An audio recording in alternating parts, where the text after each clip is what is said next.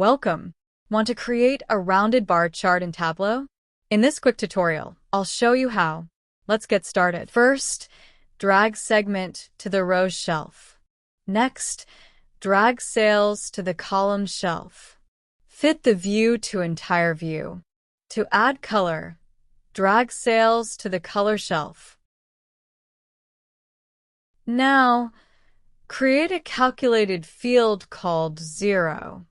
The formula is simply max 0. This will help in creating the rounded effect.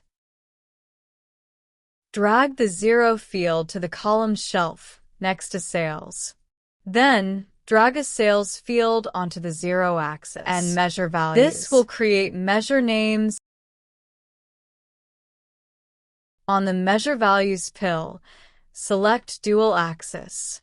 Synchronize the axes to align them properly. Change Sales to Bar Chart. Change Measure Values to Circle.